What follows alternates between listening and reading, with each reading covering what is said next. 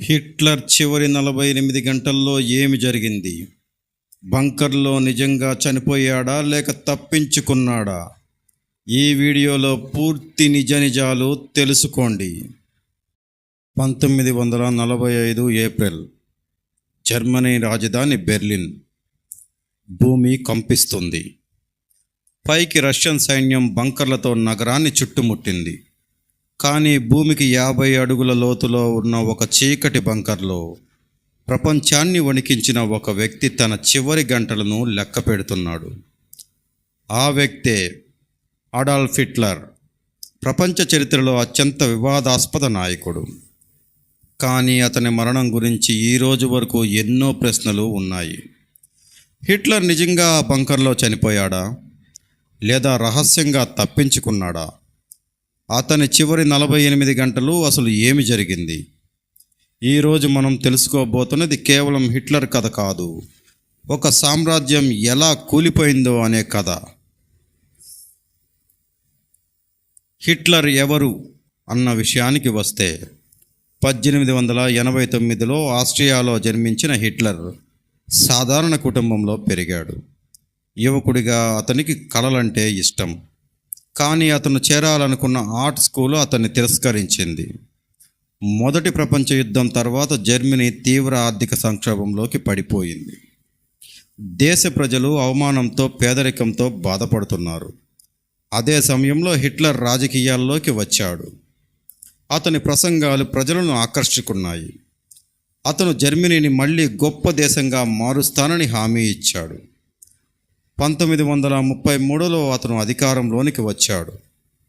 కానీ అక్కడి నుంచి ప్రపంచ చరిత్రలో ఒక భయంకర అధ్యాయం మొదలైంది అని చెప్పక తప్పదు. రెండో ప్రపంచ యుద్ధంలో కీలక పాత్ర పోషించాడా హిట్లర్ అనే దానికి వాస్తవాలు చూసుకున్నట్లయితే, 1939 సెప్టెంబర్ 1 హిట్లర్ పోలాండ్పై దాడి చేశాడు. అదే రెండో ప్రపంచ యుద్ధానికి ప్రారంభమైంది. కొన్ని సంవత్సరాలలోనే జర్మనీ యూరప్లోని అనేక దేశాలను ఆక్రమించడం జరిగింది. ఫ్రాన్స్, బెల్జియం, నెదర్లాండ్స్, నార్వే అన్నీ ఒక్కొక్కటిగా పడిపోయాయి. ప్రపంచానికి హిట్లర్ అజేయుడిగా కనిపించాడు. కానీ 1941లో అతను ఒక పెద్ద తప్పు చేశాడు. అదే సోవియట్ యూనియన్పై దాడి చేయడం. ఆ నిర్ణయం యుద్ధం దిశనే మార్చివేసింది.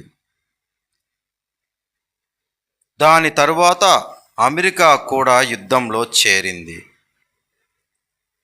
ఇప్పుడు జర్మనీ ఎదురుగా ప్రపంచంలోని పెద్ద శక్తులన్నీ నిలిచాయి. 1944 నాటికి జర్మనీ ఓటమి దిశగా వెళుతుంది.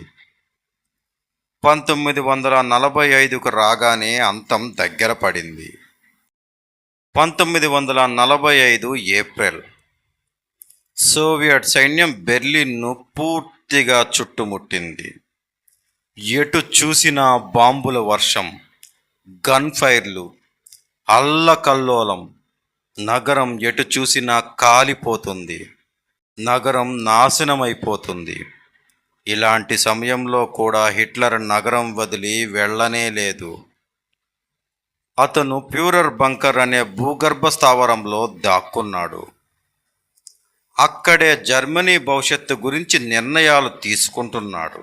కానీ నిజానికి అతని చుట్టూ వాళ్ళందరికీ యుద్ధం ఎప్పుడో ముగిసిపోయిందని తెలుసు. ఒక్క హిట్లర్ మాత్రమే ఇంకా గెలుపు కలలు కంటూనే ఉన్నాడు బంకర్లో నుండి. అసలు ఆ చివరి 48 గంటలు ఏం జరిగింది అనే విషయానికి వస్తే, 1945 ఏప్రిల్ 28 హిట్లర్కు ఒక షాకింగ్ వార్త అందింది. తనకు అత్యంత విశ్వసనీయుడైన హైన్రిచ్ హిమ్లర్ రహస్యంగా మిత్రదేశాలతో శాంతి ఒప్పందం చేసుకోవడానికి ప్రయత్నిస్తున్నాడని ఆయనకు తెలిసింది. హిట్లర్ ఆగ్రహంతో ఊగిపోయాడు. తనను అందరూ మోసం చేశారని భావించాడు. అదే రోజు రాత్రి మరో నిర్ణయం తీసుకున్నాడు హిట్లర్. ఏళ్లుగా తనతో ఉన్న ఎవా బ్రౌన్ను పెళ్లి చేసుకోవాలని నిర్ణయించుకున్నాడు. ఏప్రిల్ 28 అర్ధరాత్రి బంకర్లో చిన్న వివాహ కార్యక్రమం జరిగింది. పైన నగరం కాలిపోతుంది, కానీ క్రింద హిట్లర్ పెళ్లి చేసుకుంటున్నాడు. అది అతని జీవితంలో మొదటి మరియు చివరి వివాహం. ఏప్రిల్ 30, 1945 ఉదయం సోవియట్ సైన్యం బంకర్కు కొన్ని వందల మీటర్ల దూరంలో మాత్రమే ఉంది. హిట్లర్కు ఇక ఆశ లేదని స్పష్టమైంది. తనను తన సిబ్బందితో చివరిసారిగా చేతులు కలిపాడు.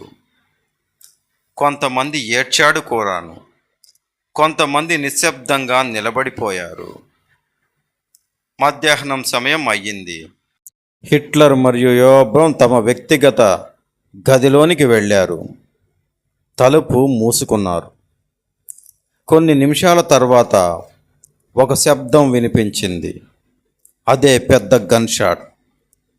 తలుపు తెరిచి చూశారు. చరిత్రలో అత్యంత భయంకర నాయకుల్లో ఒకడు అక్కడ చనిపోయి ఉన్నాడు.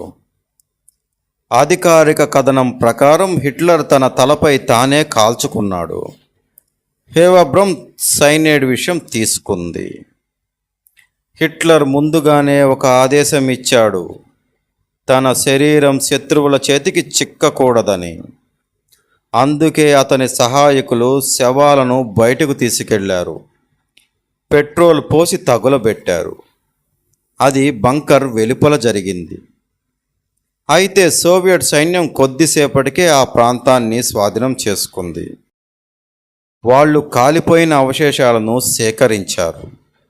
దశాబ్దాల తర్వాత దంతాల రికార్డులు, ఫోరెన్సిక్ పరిశోధనలు పరిశీలించబడ్డాయి. అవి హిట్లర్వేనని అనేక చరిత్రకారులు నిర్ధారించారు. కొంతమంది వాదన ప్రకారం హిట్లర్ తప్పించుకున్నాడా అని ప్రశ్న లేవనెత్తుతారు.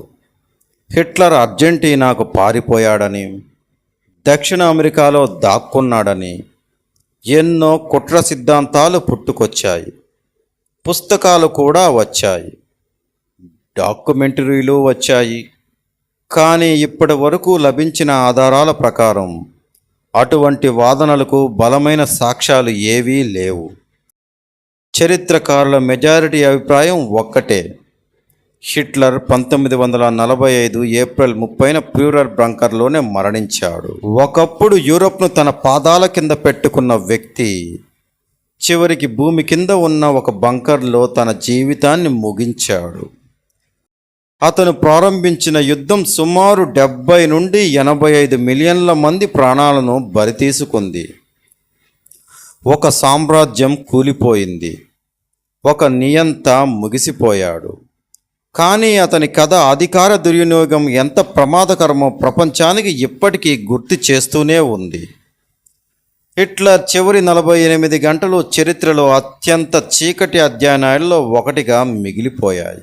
ఇది మనకు తెలుసున్నటువంటి హిట్లర్ 48 గంటలు. అంటే అతను చివరి ఈ 48 గంటలు ఏం చేశాడు, ఎలా బ్రతికాడు, ఎక్కడ ఉన్నాడు అనే దానికి కొన్ని చరిత్రకారులు చెప్తున్న సంఘటనలు.